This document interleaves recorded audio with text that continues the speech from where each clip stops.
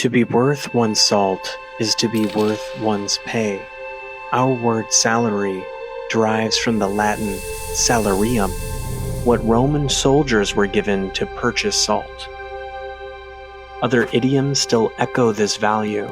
Take with a grain of salt, salt of the earth, below the salt. Today, salt and pepper sit side by side on every table, indistinguishable except by a tiny label or marking on their container. But by placing them together, we pair two distinct epochs of world history. Because salt and pepper once shaped civilizations, and their modern abundance is a monument to human will. From cosmic dust to ancient seas, salt shaped the earth long before humanity walked its shores. Could life itself have existed without salt?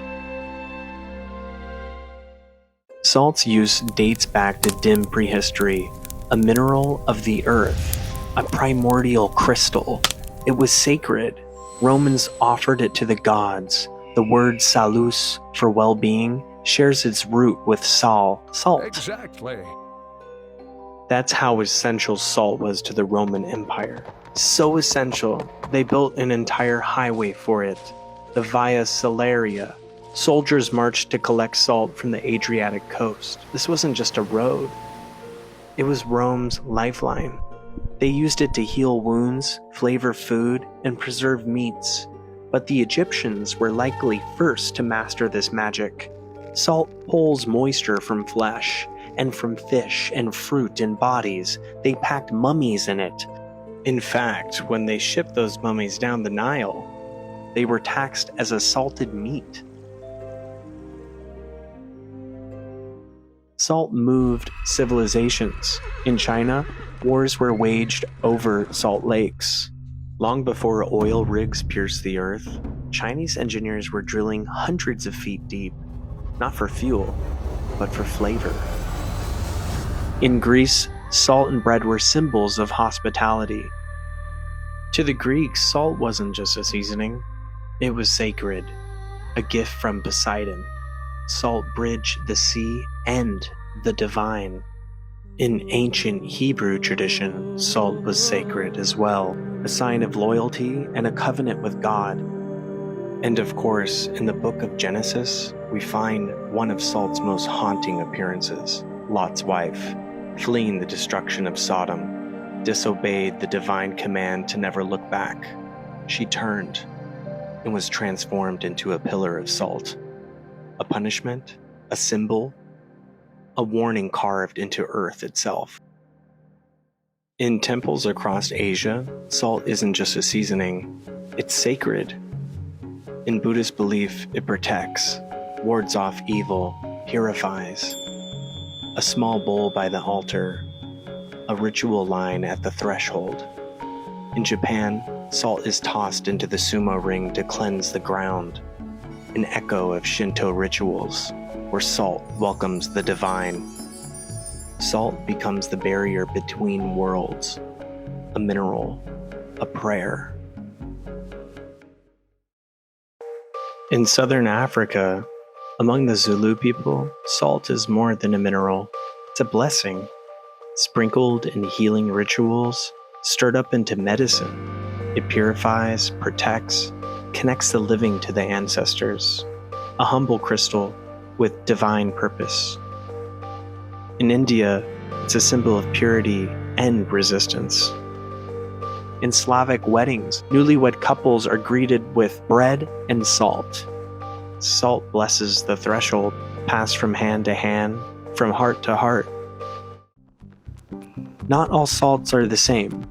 We eat sodium chloride, rock salt, or sea salt, but other salts exist. Potassium chloride for fertilizer, magnesium chloride to make tofu. In the US, the biggest use for salt isn't food, it's for de-icing roads. Meanwhile, over 50% of pharmaceuticals exist as salts.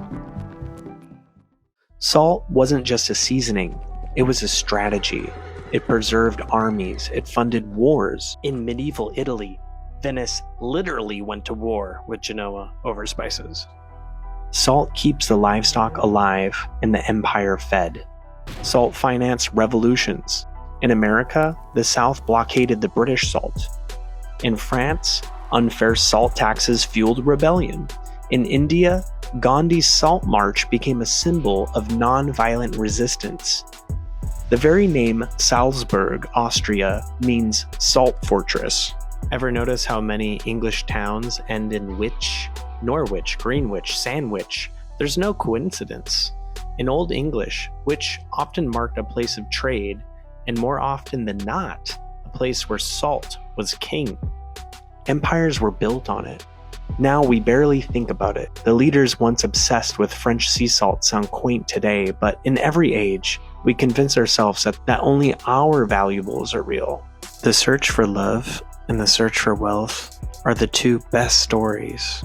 But while a love story is timeless, a quest for wealth, given enough time, will always seem like the vain pursuit of a mirage.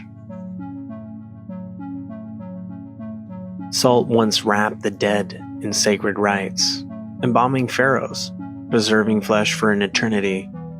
It preserved the living too, curing meats, packing fish, giving armies and empires their shelf life. And then came the can, tin, factories, industrial scale. Convenience replaced ritual. And when the refrigerator arrived, salt, the ancient guardian of food, became just another shaker on the table. But some of us remember that before it was ordinary, salt was everything. Thanks for watching.